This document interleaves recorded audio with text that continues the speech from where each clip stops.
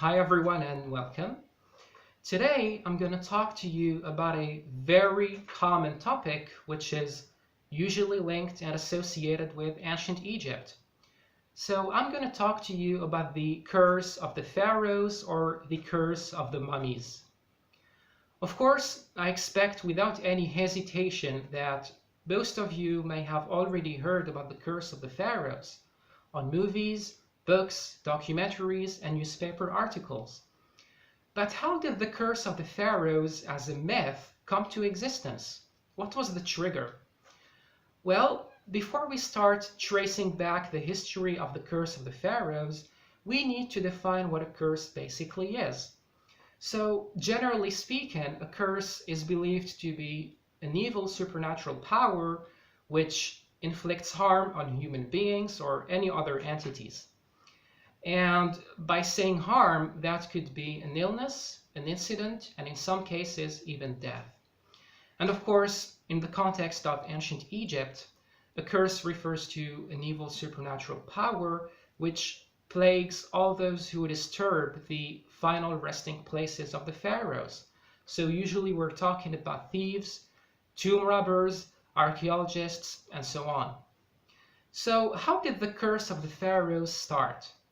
Well, the origins of the curse of the pharaohs go back to the 1920s in an area in Egypt known as the Valley of the Kings.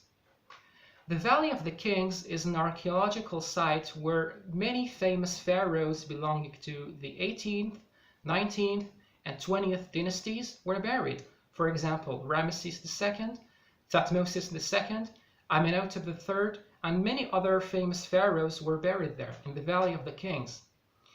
And in 1922, there was a famous British archaeologist named Howard Carter who made a major discovery in 1922. He actually discovered the tomb of Tutankhamun.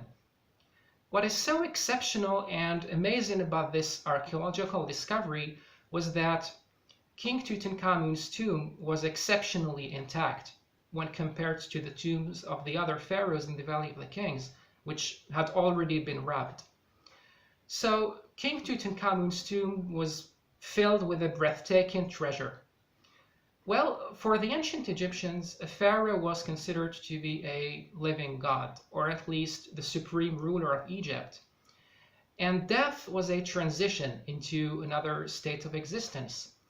And it was believed that basically everything which you needed during your lifetime, all your personal belongings, your jewelries, your furnitures, everything which belonged to you will also be needed in the hereafter or in the afterlife.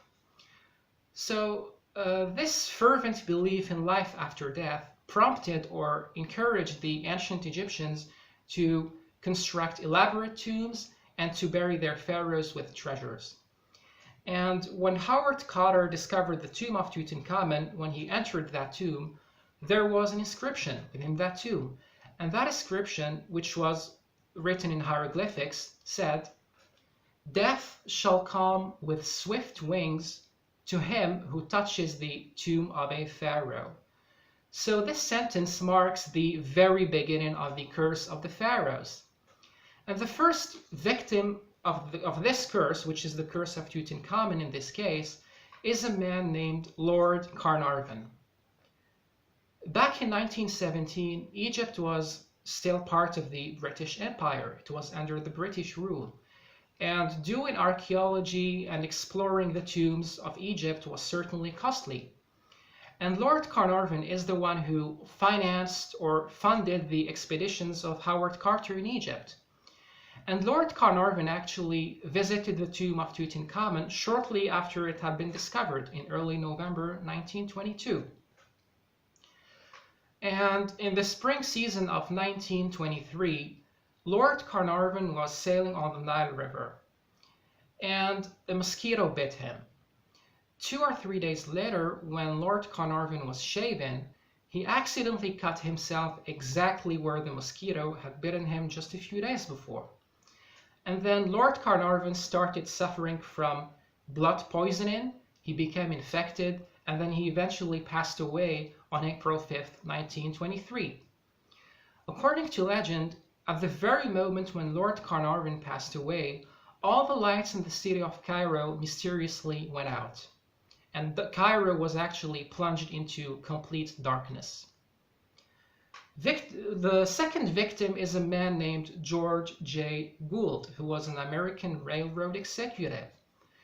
He simply visited the tomb of Tutankhamun in 1923, and then he actually suffered from pneumonia and passed away during that same year in 1923. Victim number 3 is a man named Richard Bethel, who passed away in 1929. After visiting the tomb of Tutankhamun, he came back to England, to his house in London. And one morning, he was found dead on his bed. And after the autopsy, after analyzing the corpse, it turned out that he had been mysteriously smothered or strangled during his sleep. The fourth victim is a man named James Henry Breested, who is an American archaeologist who worked collaboratively with Howard Carter.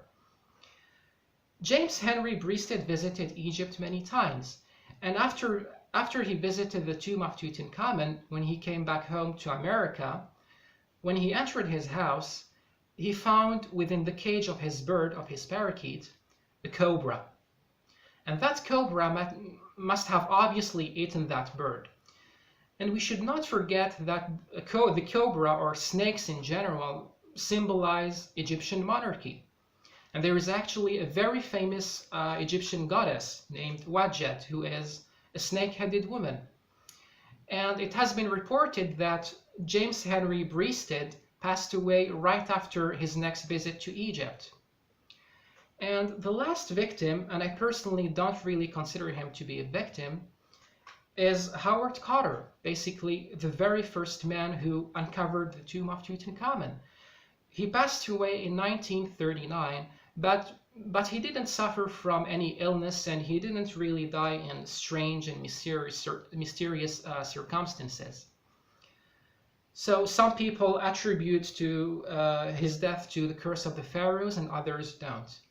Now the question is, did all those people really die because of the curse of the Pharaohs, or was there a more logical reason behind their deaths? Well, of course, scientists have argued that ancient tombs are obviously filled with deadly bacteria and dust and mold and so on, which might explain the mysterious deaths of all those people, especially when you look at the case of George J. Gould. So some people may believe in the curse of the Pharaohs, and others may simply remain skeptical.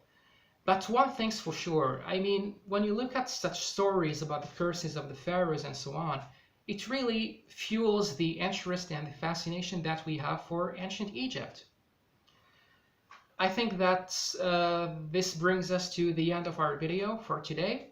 If you have any questions or opinions, don't hesitate to share them in the comment section. And thank you so much for your attention.